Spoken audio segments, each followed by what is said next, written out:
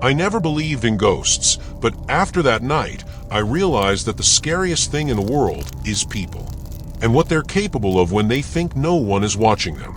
It all started with the move. A new apartment on the outskirts is cheap, with shabby walls and the smell of old age in the hallway.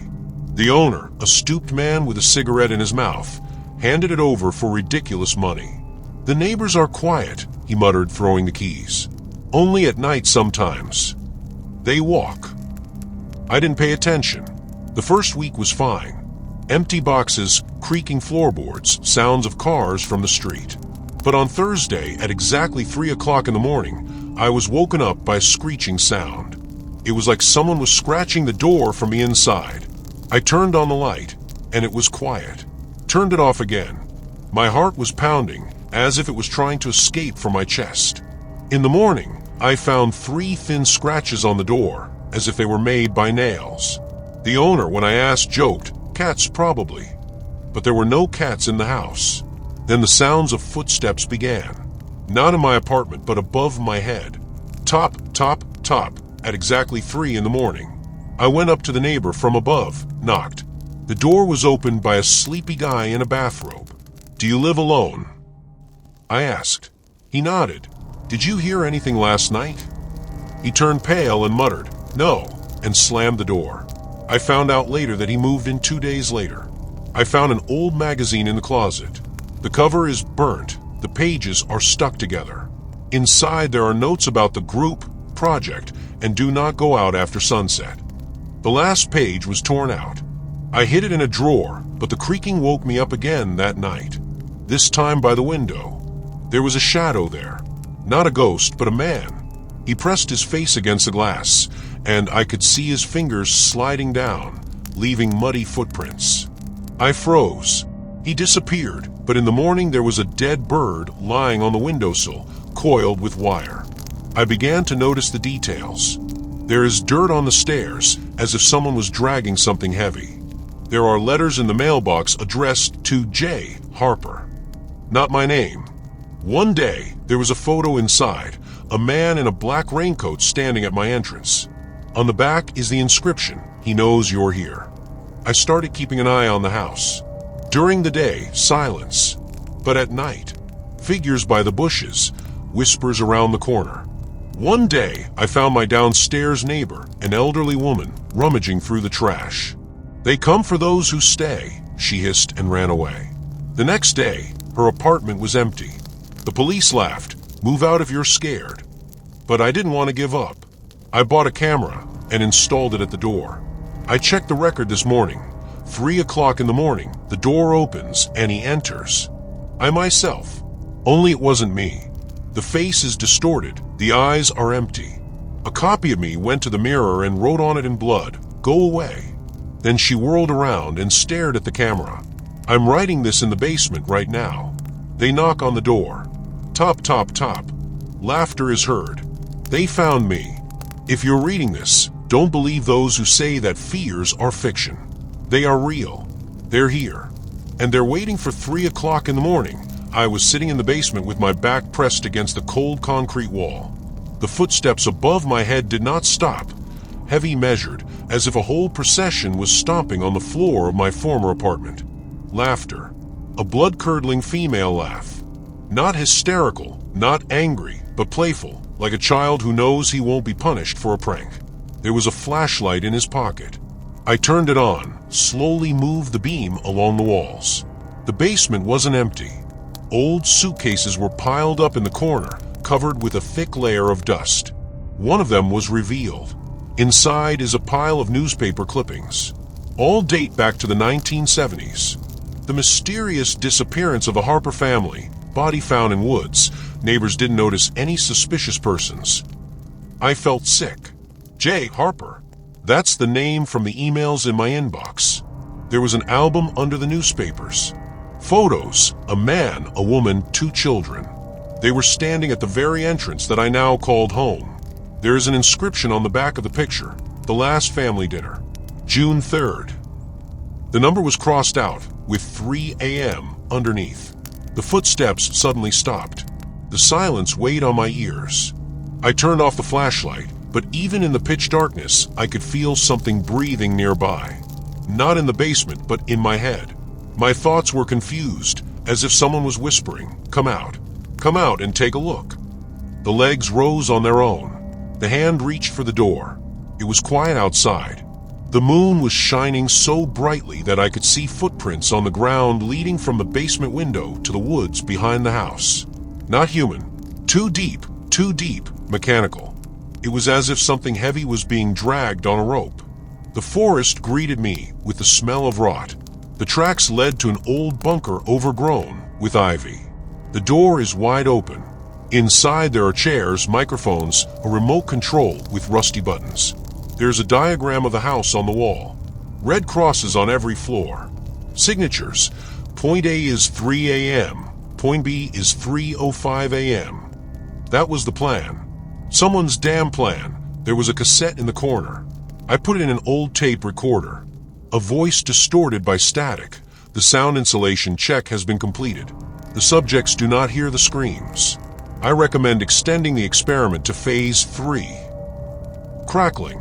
Then a baby crying. I dropped the tape recorder.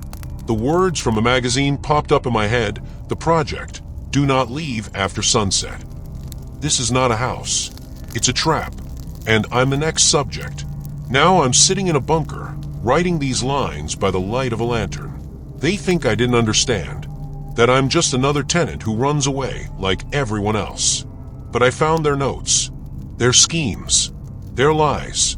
They'll come for me at 3 o'clock. I'm ready. There's a gun on the table.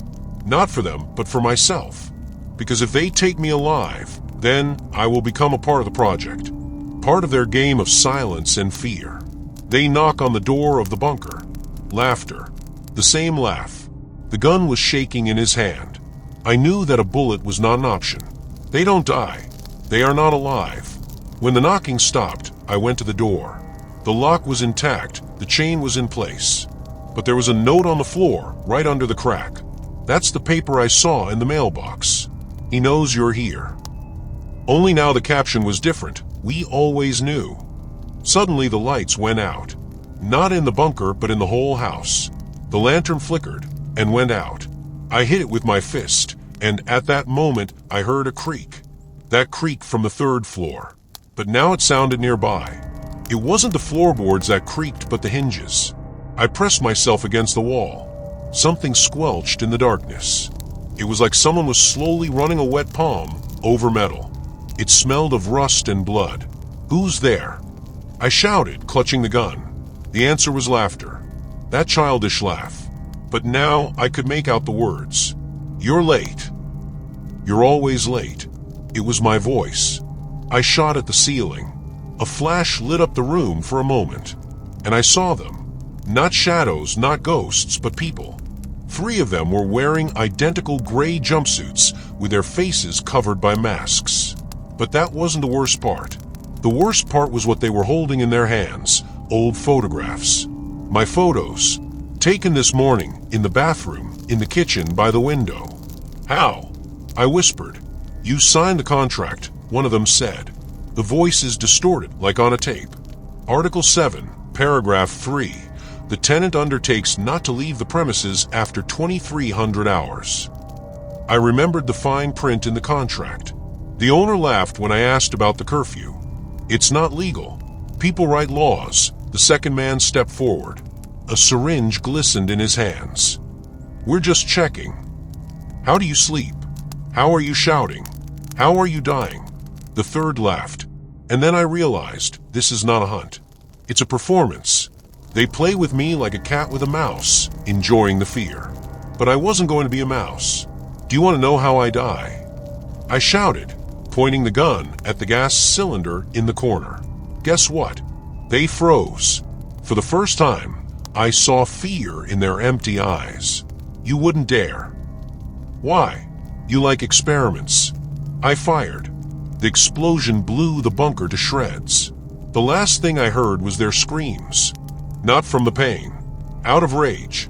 I'm writing this in the hospital right now. Burns, fractures, but I'm alive. They are too. I saw them in the window. They're laughing. They're waiting. Because the house has been restored. The contract was extended. And in the new rental log that was brought to me this morning, there is a note. The next check is 3 a.m. Don't be late. The nurses come every 2 hours. Their shoes squeak just like those footsteps in the hallway.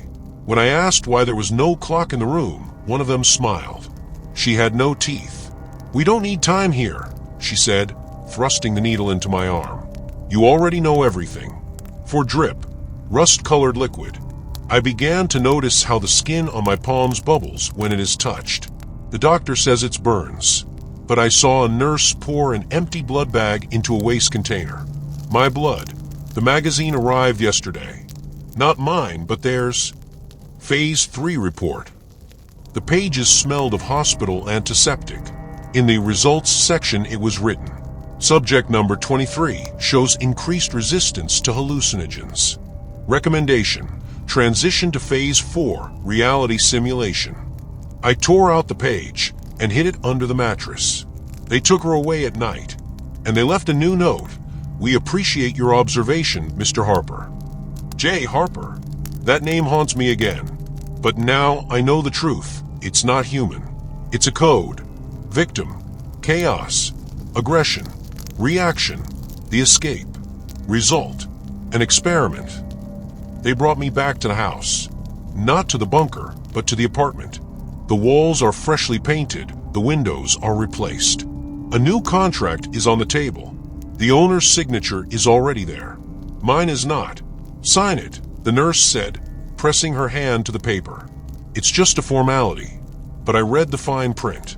Article 12. The tenant voluntarily agrees to participate in the sociological research. Violation of the conditions entails criminal liability. They're not joking. This is not a game. It's a system. And I'm a cog in a machine that eats people every 3 hours. I'm writing this in the bathroom right now. The mirror is broken. Not by me, but by them. There's blood and words on the shards. "You're one of us." They knock on the door. Top, top, top. Laughter. But I'm not afraid anymore. I understood the rules. To survive, you need to become a part of the game. Become a monster. I take a piece of glass. The glass is cold. It's sharp. I pressed it to my wrist, and the blood flowed exactly the way they wanted it to. But that's not why I took the shard. There is an engraving on the back of the mirror. Small, almost invisible. "Welcome to the Mirrors Project." Below it is the date, the one from the newspaper clippings. June 3rd, 1975. The footsteps outside the door became louder. They weren't in a hurry. They knew I wasn't going anywhere. I ran the glass over the wall. Metal was found under the paint, thick with rusty seams. Not a cage house. A cage that stands in the middle of a wasteland littered with bones. I saw it yesterday when I ran out of the hospital. But he came back, because they forced it. There was a knock on the door. Not a stomp, but a knock. "Human, open up, Mr. Harper. We've brought your dose." The dose. Something that dripped into my blood through in 4 drip. Something that made you see footsteps, hear laughter, find notes. A hallucinogen? No. Worse. Do you remember what happened to the previous tenant? The nurse shouted. He didn't want to cooperate either. Now he's gone. At all. I laughed, because I remembered. The previous tenant is me. Whoever was in the basement found the tape and blew up the bunker. And before that, the other me. And another one.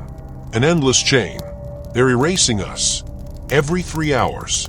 Every time I think I've escaped, they restart the experiment. A new contract, a new identity, new neighbors. But now I know how to cheat the system. "Come in," I said. The door opened.